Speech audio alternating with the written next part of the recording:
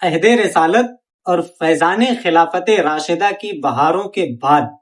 جیسے ہی اسلامی سلطنت کا دائرہ عرب کے صحراؤں سے نکل کر عجم کے متمدن خطوں، بازنطینی سرحدوں اور قسطنطنیہ کے دروازوں تک پھیلا، مسلم معاشرے کو نت نئے فکری، سیاسی اور قانونی چیلنج کا سامنا کرنا پڑا۔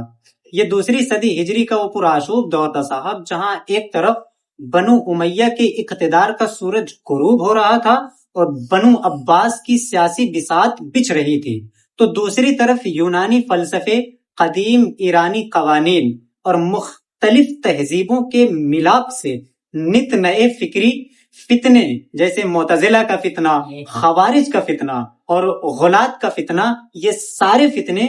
جنم لے رہے تھے۔ ان حالات میں نوپید مسائل کا ایک ایسا خارزار پیدا ہو چکا تھا جہاں روایتی اور ظاہری فہم ناکافی محسوس ہونے لگی تھی۔ شریعت محمدی کی اصل روح کو محفوظ رکھنے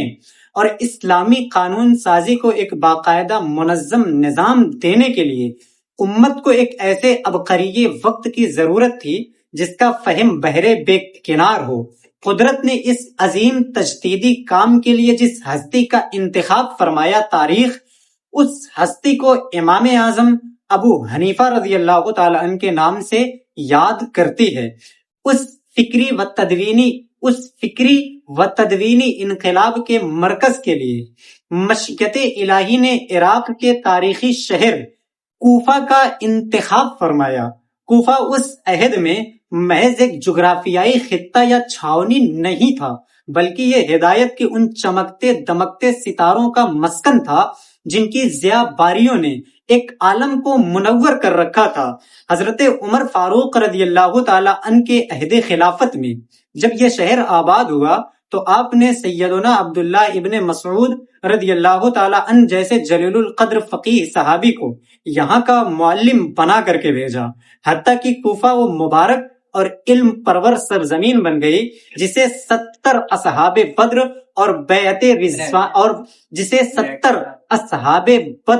بیعت رضوان میں شریک 300 جلیل القدر اصحاب رسول کے قدوم میمنہ نے شرف قیام بخشا تھا۔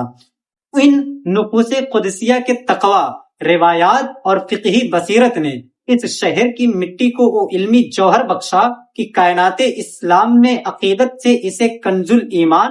یعنی ایمان کا خزانہ اور قبۃ الاسلام یعنی اسلام کی نشانی جیسے ارفع و اعلیٰ القابات سے نوازا۔ جب سن 80 ہجری میں اس مٹی سے امام اعظم کا ظہور ہوا تو اس وقت شہر کوفہ میں ایسی مایہ ناز ہستیاں جلوہ افروز تھیں جن میں سے ہر ایک آسمان علم پر آفتاب بن کر افق سما کو منور کر رہا تھا۔